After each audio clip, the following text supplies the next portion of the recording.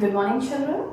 And today we will be continuing with chapter 5 in chemistry, that is language of chemistry. And the topic which we will be discussing today are balanced and unbalanced chemical equations. Now, I hope you are clear with the term what are chemical equations. Let us have a quick recap. That whenever any chemical reaction or a chemical change is represented through symbols and formulas, like for example, when we represent burning of coal as C plus O2, and it forms carbon dioxide which we represent as CO2, then this is known as chemical equation. The substances which take part in the chemical equation are known as reactants. They are always written on the left hand side. Okay, and the substances which are formed after a chemical change are known as products, and they are always written on right hand side. The chemical change is always represented by an arrow which is pointing towards right. So I hope you are clear with the basics of chemical equation. Now talking about chemical equation, now let us have a look at an example of formation of water. H2 combines with O2 to form H2O. Now if you see the number of atoms of each element, now hydrogen, 2 atoms are there, oxygen, 2 atoms are there on the reactant side. If we talk about product side in H2O, for hydrogen only 2 atoms are there, and for oxygen only 1 atom is there. Okay. Now if we compare the number of atoms on the reactant and the product side, then we see that the number of atoms are changing. That means the number of atoms which are combining is different than the number of atoms which we are getting as product, which is practically impossible according to the law of conservation of matter. If you remember, according to this law, matter can neither be created nor destroyed.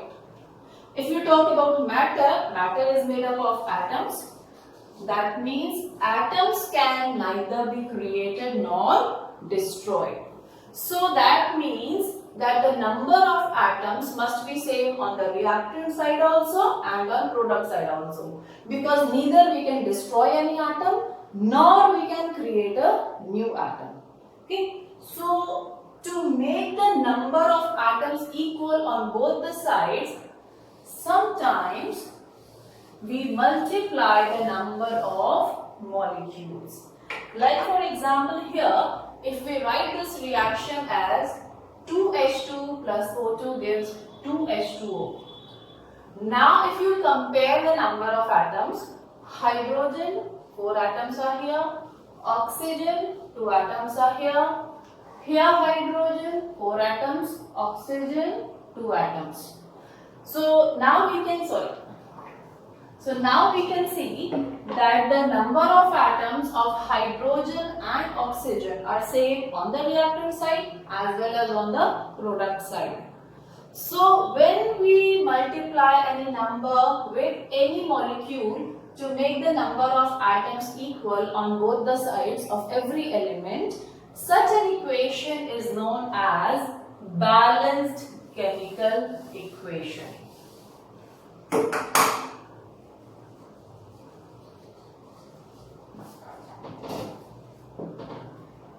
Now I hope you are clear why we need to balance an equation, because according to the law of conservation of matter, matter can neither be created nor destroyed. Same applies to atoms as well, that atoms can neither be created nor destroyed. So it is very important that the atoms of each element must be same on the reactant side as well as on the product side. That is why we have to balance the equations. Now talking about the equations which are not balanced. Taking the above equation only, if we write it like this, H2 plus O2 gives H2O.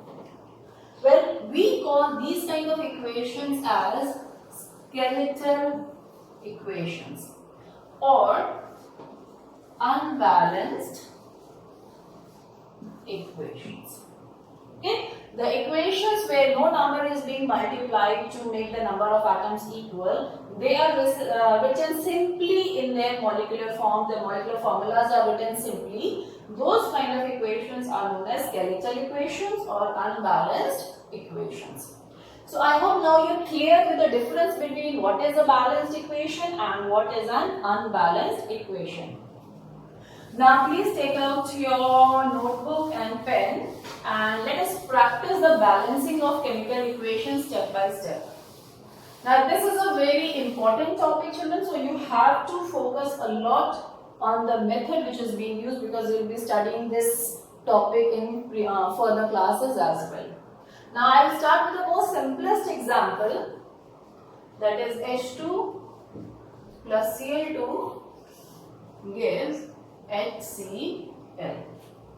Now here if you count the number of atoms on the reactant side, now hydrogen has 2 atoms, chlorine has 2 atoms. Now coming to the product side, here hydrogen has 1 atom and chlorine also has 1 atom. Now if you want to make the number of atoms equal on both the sides, what can be done? The simplest answer that comes to our mind is this, because this is 1. Now where no number is written in front of any symbol, then it is understood that it is 1. A symbol always represents 1 atom of an element. Now here both the numbers need to be made double. So what we can do is we can multiply both of them by 2 together. So we will write 2 here. When we write 2 in front of a molecule, that means it will be multiplied to the entire molecule. That means hydrogen will also become 2 and chlorine will also become 2. So now we see the number of atoms, they are all same, they are all equal on both the sides. So our balanced equation will be H2 plus Cl2 gives 2 HCl. So this is how we balance the equations. Now try and have a look at another example. Copy it down in your notebook, pause the video and copy it down, and then we will start with the next example.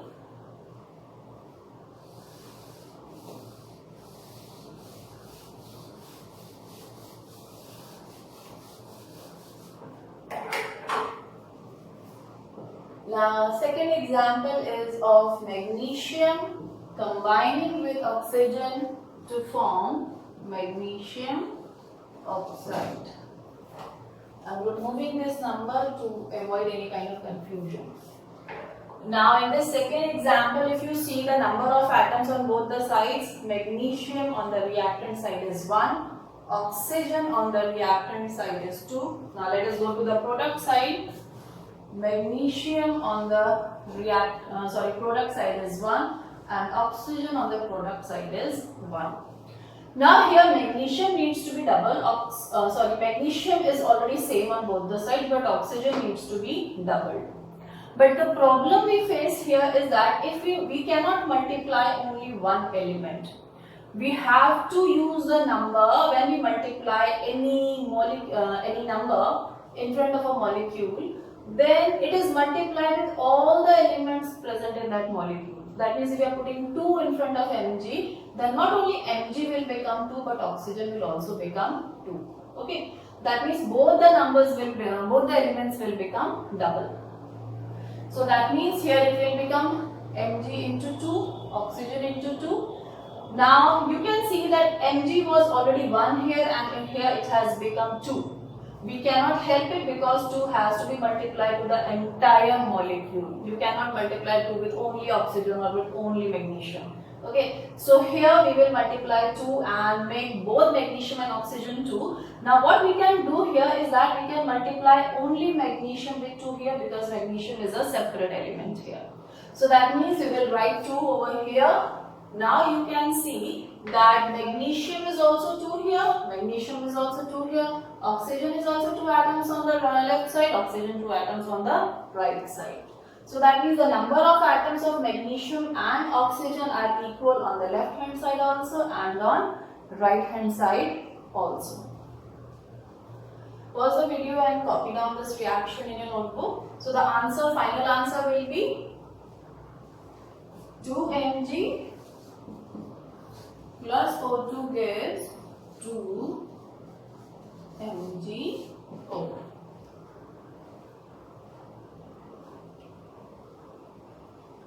Now moving on to the third example.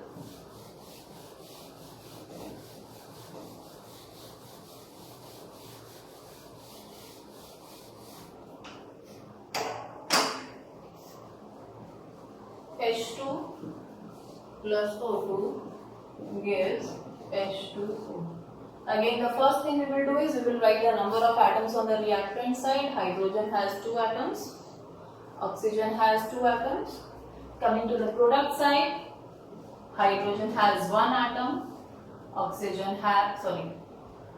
hydrogen has 2 atoms and oxygen has 1 atom.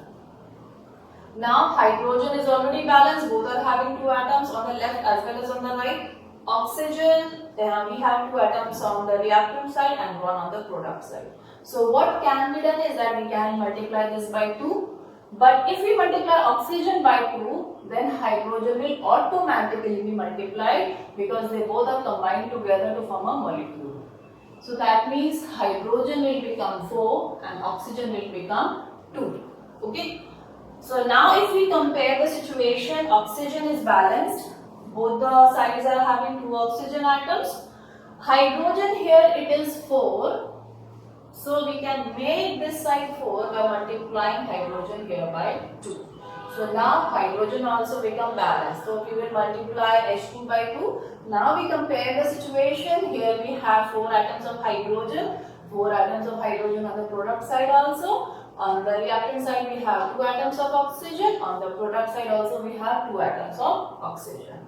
So the balanced equation is 2H2 plus O2 gives 2H2O.